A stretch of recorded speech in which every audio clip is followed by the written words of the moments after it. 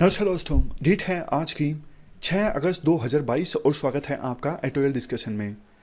3 issues आज हम discuss करेंगे, 2 हिंदू के और 1 इंडियन एक्सप्रेस का।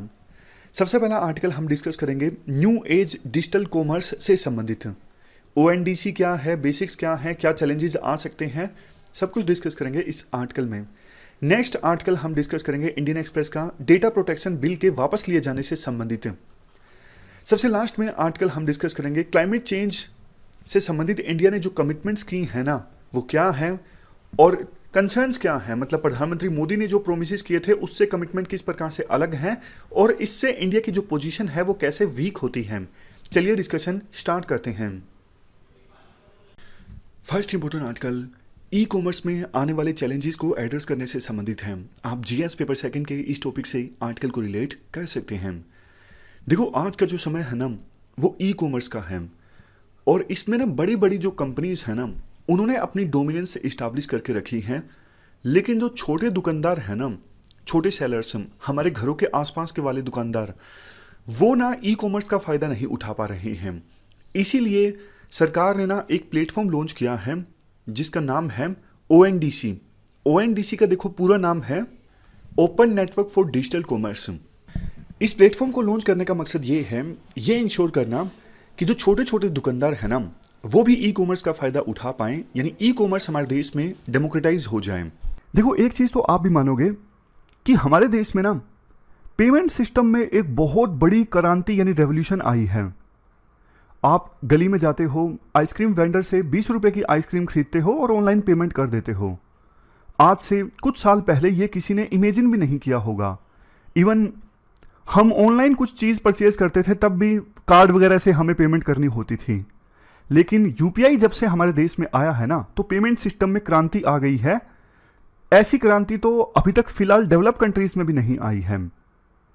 आपके पास गूगल पे है और सामने वाले के पास में फ़ोन पे है, फिर भी आप पेमेंट कर सकते हो। आपके पास पेटीएम है, सामने वाले के पास भारत पे है, तब भी आप पेमेंट कर सकते हो। बीच में एक मीडिएटर का काम करता है यूपीआई। पेमेंट करना बहुत आसान हो गया है। तो अब देखो, सरकार चाहती है यही क्रांति अब ई कॉमर्स के सेक्टर में भी आनी चाहिए। ई कॉमर्स के सेक्टर में ना अभी देखो कुछ ही प्लेयर्स का बोलबाला है, जैसे अमेजोन का, फ्लिपकार्ट का। और अमेजोन की वेबसाइट आप ओपन करोगे ना, कुछ प्रोडक्ट आप सर्च मारोगे, उसमें भी आपको कुछ ही सेलर्स ऊपर ऊपर मिलेंगे। आपको अपने आस पड़ोस के सेलर्स तो मिलेंगे ही नहीं, कुछ सेलर्स ऐसे हैं जो सर्च में सबसे ऊपर आएंगे और उन्हीं के प्रोडक्ट्स ज़्यादा बिकते हैं। लेकिन ज़्यादातर जो सेलर्स हैं उनका तो नाम भी नहीं आता सर्च पेज में। सरकार ये चाहती है बिल्कुल ग्रास रूट लेवल पे जो दुकानदार है, जो स्टोर वाला है, वो भी अपने प्रोडक्ट जो है वो डिजिटली बेच पाए। ऐसा कुछ प्रोविजन करना जरूरी है और इसी के लिए सरकार लेके आई है ओएनडीसी, ताकि ई कॉमर्स को भी हमारे देश में डेमोक्रेटाइज किया जा सके। मतलब हर एक पर्सन ई कॉमर्स को यूज कर सके, हर एक सेलर ई कॉमर्स को यूज कर सके, सेलर भी और बायर भी। देखो, अभी ना जो ई कॉमर्स है ना मेनली प्लेटफॉर्म सेंट्रिक है। प्लेटफॉर्म सेंट्रिक जैसे मैं आपको एक एग्जांपल की सहायता से बताता हूं, आप आसानी से समझ जाओगे। मान लीजिए महेश एक पर्सन है जो अमेजोन को यूज करता है। अमेजोन की जो एप्लीकेशन है उसने अपने मोबाइल में डाउनलोड करके रखी है। और एक्स एक सेलर है यानी दुकानदार है जो यूपीएससी की बुक्स बेचता है। अब महेश जाएगा अमेजोन पे। अमेजोन क्या कर रहा है, एक होस्टिंग प्लेटफॉर्म है, बायर और सेलर को एक प्लेटफॉर्म पे लेके आ रहा है। सेलर ने अपनी यूपीएससी की लक्ष्मीकांत की बुक जो है वो अमेजोन पे रजिस्टर करके रखी है। महेश अमेजोन के प्लेटफॉर्म पे जाके वो बुक परचेज कर सकता है। सेलर वो बुक भेज देगा महेश के एड्रेस पे। तो अमेजोन ने क्या किया, होस्ट किया, जहां पे सेलर और बायर एक प्लेस पे आ गए। उसी प्रकार से रमेश एक पर्सन है। रमेश ने फ्लिपकार्ट की एप्लीकेशन डाउनलोड करके रखी है और वाई एक सेलर है जो यूपीएससी के नोट्स बेचता है, बुक्स नहीं नोट्स बेचता है। तो रमेश को ओनली आईएएस के नोट्स खरीदने हैं तो वो फ्लिपकार्ट पे आएगा। वाई सेलर ओनली आईएएस के नोट्स प्रोवाइड करता है तो रमेश वो नोट्स परचेज कर लेगा। तो ये सारी चीजें क्या है, ये प्लेटफॉर्म सेंट्रिक हैं। लेकिन सपोज कीजिए कुछ ऐसा हो कि महेश अमेजोन की वेबसाइट पे आए और वाई सेलर जिसने अपने आप को फ्लिपकार्ट पे रजिस्टर करवा के रखा है, अमेजोन पे नहीं करवा के रखा है, बावजूद इसके महेश अमेजोन पर वाई सेलर के नोट्स परचेज कर सके यूपीएससी के। समझ रहे हो, मैं फिर से बोलता हूं, वाई सेलर ने अपने आप को फ्लिपकार्ट पर रजिस्टर करके रखा है, लेकिन महेश अमेजोन यूज करता है। लेकिन सोच के देखिए, कुछ ऐसा हो जाए कि महेश जो है वो वाई सेलर के नोट्स, जो ओनली के नोट्स बेचता है वाई सेलर, उसके नोट्स परचेज करके बिना फ्लिपकार्ट पे जाए अमेजोन पे ही। कैसे मुमकिन होगा? ये तब मुमकिन होगा जब दोनों वेबसाइट्स अमेजोन और फ्लिपकार्ट दोनों इस ओपन नेटवर्क डिजिटल कॉमर्स से जुड़ी हों। अगर दोनों इस नेटवर्क से जुड़ी होंगी ना, तो फिर अमेजोन की वेबसाइट पर कोई, अमेजोन के जो कस्टमर है ना, वो देखो फ्लिपकार्ट के प्रोडक्ट्स भी परचेज कर सकेंगे बिना फ्लिपकार्ट की वेबसाइट पर जाए, अमेजोन पर ही। कैसे पॉसिबल होगा? ओएनडीसी से, क्योंकि ये जो नेटवर्क है ना, ओपन नेटवर्क डिजिटल कॉमर्स, ये दोनों से कनेक्टेड है, अमेजोन से भी फ्लिपकार्ट से भी। तो जो ई कॉमर्स वेबसाइट्स इस नेटवर्क से कनेक्टेड होंगी ना, तो फिर कस्टमर को ना अलग अलग ई कॉमर्स वेबसाइट्स पर जाने की आवश्यकता नहीं होगी। किसी एक ई कॉमर्स वेबसाइट पर जाने पर भी बाकी वो सारी जो वेबसाइट्स है ना, जो ओएनडीसी से कनेक्टेड है, उनके प्रोडक्ट्स को भी एक्सप्लोर किया जा सकता है, परचेज किया जा सकता है। मैं आपको और सिंपल वे में बता देता हूं। ये स्लाइड देखिए आप। मान लीजिए कोई प्लेटफॉर्म एक्स है, जैसे अमेजोन है। अमेजोन पे ये 3 सेलर्स हैं, S1, S2 और S3, जो भी हैं ये S1 S2 हैं सिर्फ प्लेटफॉर्म एक्स पर। और प्लेटफॉर्म वाई पर यानी फ्लिपकार्ट पर ये सेलर्स हैं S2, S3, S4। और प्लेटफॉर्म जेड पे ये 3 सेलर्स हैं S4, S5, S6। और भी 3 प्लेटफॉर्म हैं। प्लेटफॉर्म पी, ये भी कोई ई कॉमर्स वेबसाइट है। फॉर एग्जाम्पल पेटीएम भी सामान बेचती है ना, स्नैपडील मान लीजिए। ये स्नैपडील के कंज्यूमर हैं C1, C2। ये प्लेटफॉर्म क्यू के कंज्यूमर है C2, C3, C4। और सबसे लास्ट में प्लेटफॉर्म आर के कंज्यूमर हैं C4, C5, C6। ये 6 के 6 प्लेटफॉर्म जो है ना, ओएनडीसी से कनेक्टेड हैं, इस नेटवर्क से कनेक्टेड हैं। तो फिर क्या होगा? कंज्यूमर 6 जो प्लेटफॉर्म आर को यूज करता है, समझ गए? अब प्लेटफॉर्म आर को यूज करने वाला जो कंज्यूमर 6 है ना, वो S1 सेलर के प्रोडक्ट भी परचेज कर सकता है इसी प्लेटफॉर्म पर। और S1 जो सेलर है ना, उसने अपने आप को सिर्फ प्लेटफॉर्म एक्स पे यानी सिर्फ अमेजोन पे रजिस्टर करवा के रखा है।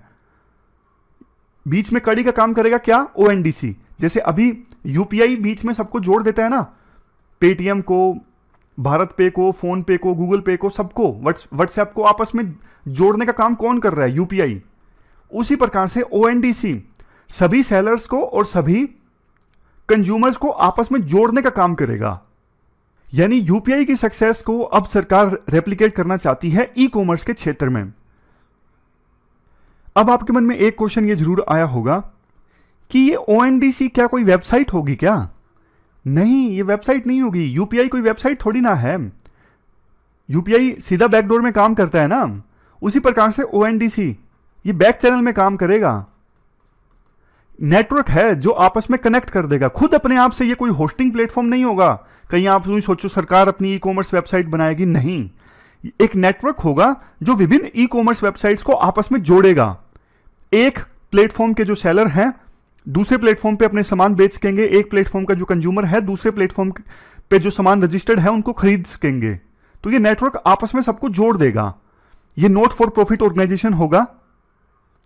और एक खास चीज, ई कॉमर्स में देखो, ये आपका ध्यान सिर्फ अमेजोन और फ्लिपकार्ट के प्रोडक्ट्स पर जाता है नहीं, लेकिन जैसे जोमेटो, स्विगी हैं, कोई लॉजिस्टिक है, आपको कोरियर करवाना है, मतलब सभी जो प्लेयर्स हैं ना, जो ऑनलाइन जिनकी सर्विसेज हम परचेज कर सकते हैं, वो सारे प्लेयर्स इस नेटवर्क से अपने आप को कनेक्ट कर सकते हैं।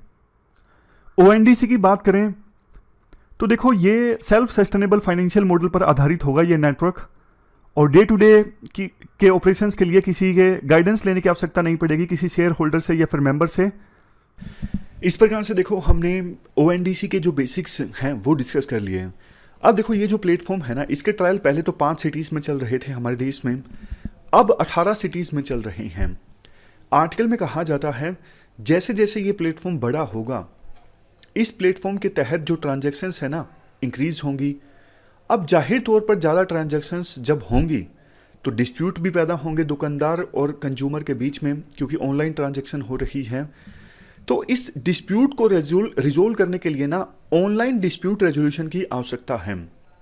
ये एक ऐसा तरीका होगा जो मॉडर्न डे के हिसाब से है, कॉस्ट इफेक्टिव है, टाइमली रेजोल्यूशन मिलेगा, लोगों का जो विश्वास है इंक्रीज होगा ई कॉमर्स पर कि हाँ कोई दिक्कत नहीं है, अगर डिस्प्यूट भी होता है तो उसका समाधान भी हो जाएगा। देखो ऑनलाइन डिस्प्यूट रेजोल्यूशन में ना मीडिएशन, कॉन्सिलेशन, आर्बिट्रेशन, जो अल्टरनेटिव डिस्प्यूट रेजोल्यूशन वाले मैकेनिज्म्स है ना, सिर्फ वो नहीं आते। आज के समय में टेक्नोलॉजी काफ़ी एडवांस हो चुका है, नई नई चीज़ें भी आती हैं ऑनलाइन डिस्प्यूट रेजोल्यूशन में। जैसे देखो नई नई टेक्नोलॉजीज़ हैं कम्युनिकेशन की आज के समय में, email, SMS, WhatsApp, interactive voice response, audio video, इन सब का सहारा भी लिया जा सकता है कम्युनिकेशन करने के लिए शॉपकीपर और कंज्यूमर के द्वारा।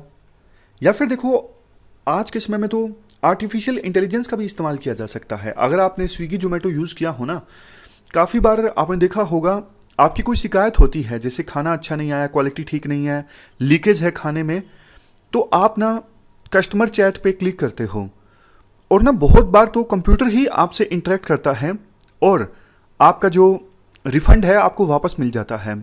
उनका देखो कोई ना कोई एल्गोरिथम होगा, वो पहले स्कैन करते होंगे कि इस कस्टमर ने कितनी बार रिफंड की गुजारिश की है।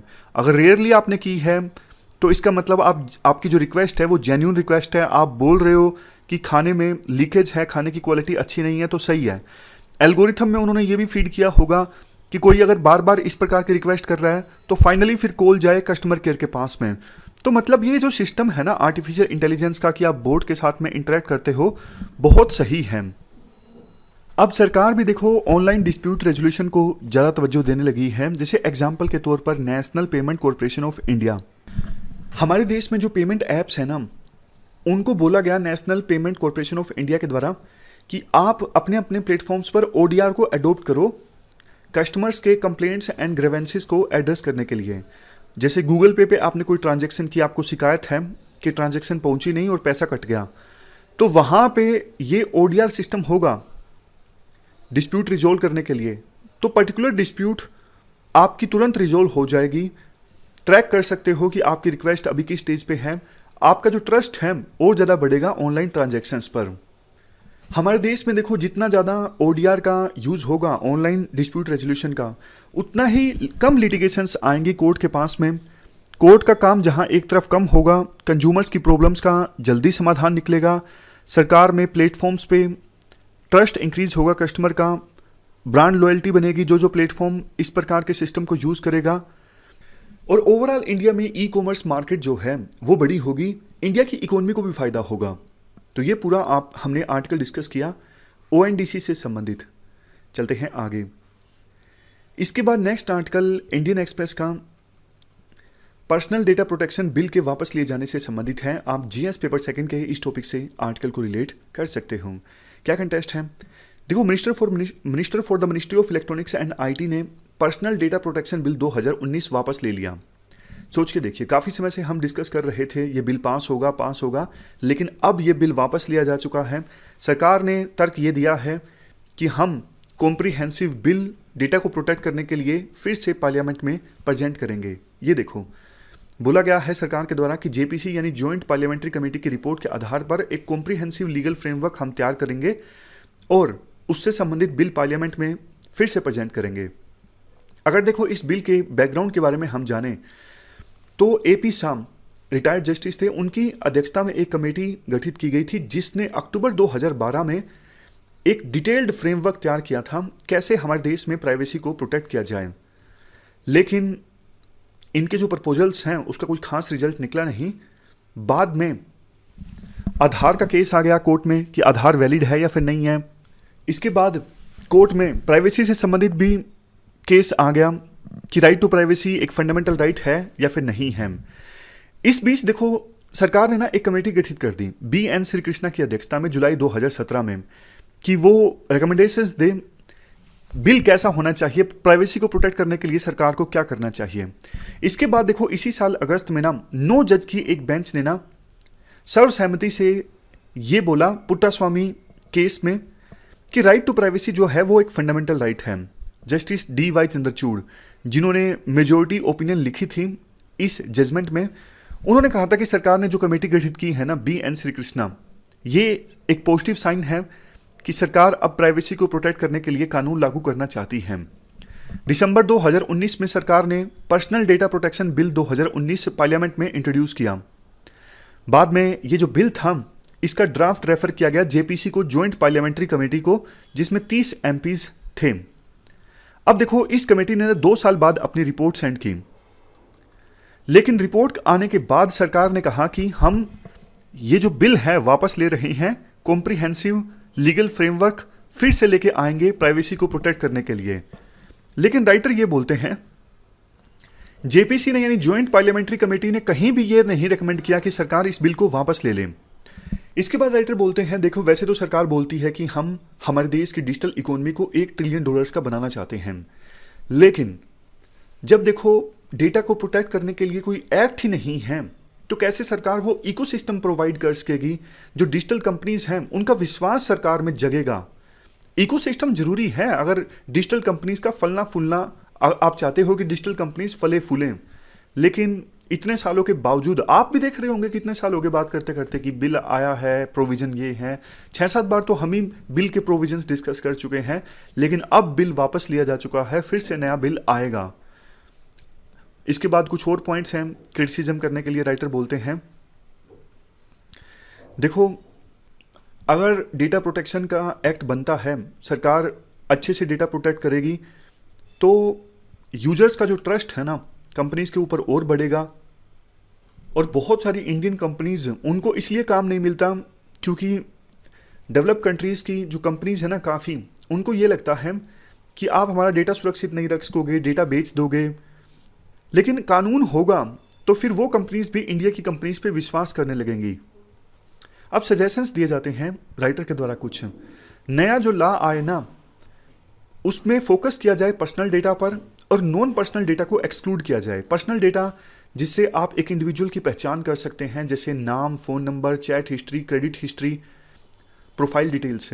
लेकिन नॉन पर्सनल डेटा, जैसे इस लोकेलिटी में इतने कैब यूजर्स हैं, नॉन पर्सनल डेटा शेयर किया जा सकता है। मतलब सरकार का फोकस होना चाहिए पर्सनल डेटा पर, इसकी प्रोटेक्शन जरूरी है।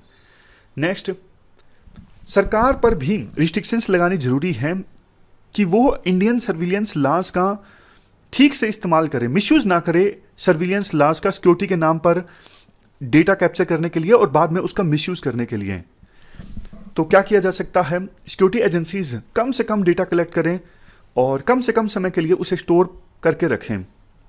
नेक्स्ट, देखो यूजर्स की कंसेंट पर ओवर रिलायंस नहीं करना चाहिए डेटा के इस्तेमाल के लिए या फिर डेटा इकट्ठा करने के लिए, क्योंकि यूजर्स एक तो समझ नहीं पाता लंबा लंबा एग्रीमेंट। जैसे आप कोई एप्लीकेशन डाउनलोड करते हो तो कहाँ पढ़ते हैं हम लोग? आई एग्री कर देते हैं हम, है ना? नहीं पढ़ते ना।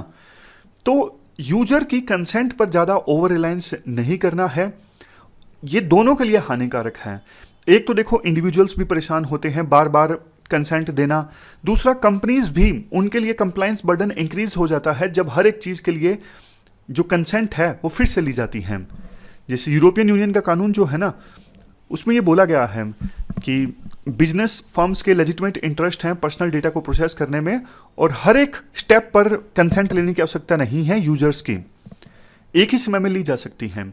नेक्स्ट, देखो नए लॉ के अनुसार जो डेटा रेगुलेटर बने ना डेटा की प्रोटेक्शन के लिए, मतलब जो अथॉरिटी स्टैब्लिश की जाएगी नए कानून के आने के बाद, वो ना क्लोजली काम करे RBI, national health authority, try, दूसरे सेक्टर के रेगुलेटर्स के साथ में, क्योंकि ये जो रेगुलेटर्स है ना, इनका ऑलरेडी अच्छा खासा एक्सपीरियंस है डेटा गवर्नेंस में। क्योंकि जैसे आरबीआई है वो भी अभी डेटा से डील कर रहा है, पेमेंट एग्रीगेटर्स का डेटा, हर एक ट्राई भी टेलीकॉम सेक्टर से संबंधित डेटा से डील कर रहा है। तो डेटा रेगुलेटर जो आए वो इन रेगुलेटर्स के साथ में कोऑर्डिनेट करके चले। लास्ट में है enable cross border data flow. इसका मतलब देखो ये है, अभी सरकार ने ना काफ़ी रिस्ट्रिक्शंस लगाई थी कि डेटा आप बाहर नहीं ले जा सकते। थोड़ा ना सरकार को इस पर लिबरल व्यू रखना है, क्योंकि अगर देखो आज का समय जो है ना ग्लोबलाइजेशन का समय है, मतलब अगर डेटा बाहर नहीं ले जा सकेंगी फर्म्स तो उनके लिए इंडिया में व्यापार करने में दिक्कत आएगी, इन्वेस्टमेंट में कटौती हो सकती है और डेटा फ्लो जब होता है ना तो ग्लोबल जीडीपी, मतलब एक डेटा दिया जाता है कि 2016 में स्टडी हुई थी, ग्लोबल डेटा जो फ्लो हुआ ना, इसने ग्लोबल जीडीपी में 2.8 ट्रिलियन डॉलर्स का कंट्रीब्यूशन दिया। तो कंक्लूजन में बोला जाता है कि आज देखो डिजिटाइजेशन जो है काफ़ी तेज़ी से बढ़ रहा है और हर एक लाइफ में पर्सनल डेटा हम शेयर करते हैं हमारा, लेकिन लीगल वैक्यूम है, कोई कानून नहीं है, तो नुकसान है यूजर्स को भी, फर्म्स को भी, सरकार को भी। तो सरकार जल्दी से जल्दी डेटा प्रोटेक्शन कानून बनाए, अब और डिले ना करें। तो ये पूरा आर्टिकल हमने डिस्कस किया, चलते हैं आगे। इसके बाद next article Paris climate change agreement में इंडिया की कमिटमेंट्स से संबंधित है। आप जीएस पेपर 3 के इस टॉपिक से आर्टिकल को रिलेट कर सकते हो। देखो, जब 2015 में Paris climate change agreement sign हुआ था ना, तो इंडिया ने नेशनली डिटरमाइंड कंट्रीब्यूशन के तहत काफ़ी सारी कमिटमेंट्स की थी। जैसे देखो 2030 आते आते इंडिया में 2005 में जितना एमिशन था ना, उसका 33 से 35% इंडिया कम कर देगा।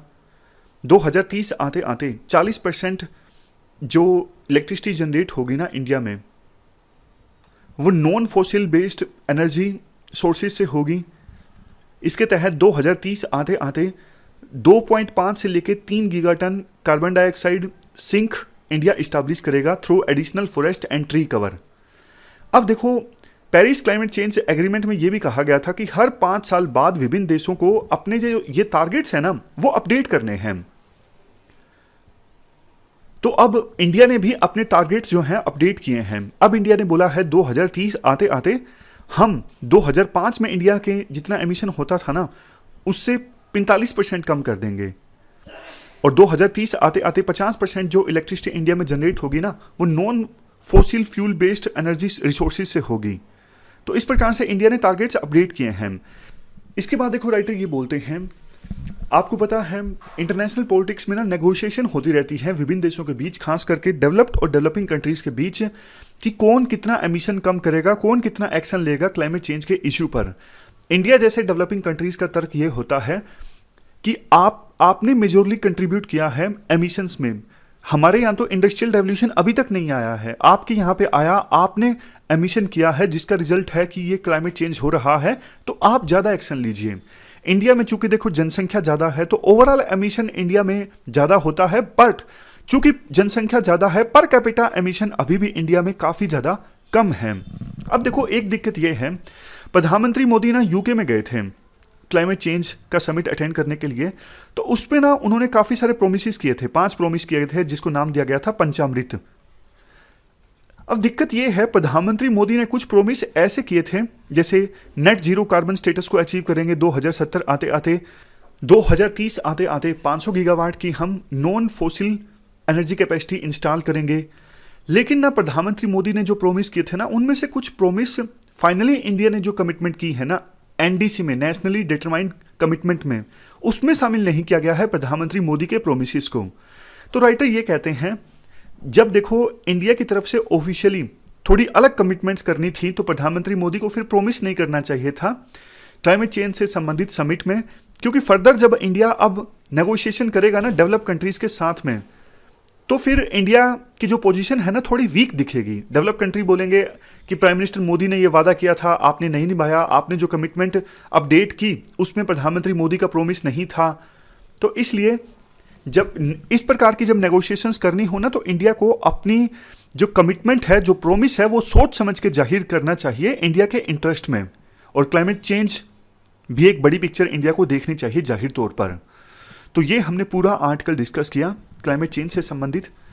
हमारी आज की इस डिस्कशन में इतना ही है। आज हमने 3 इश्यूज़ को डिटेल से डिस्कस किया। Thank you very much for discussion.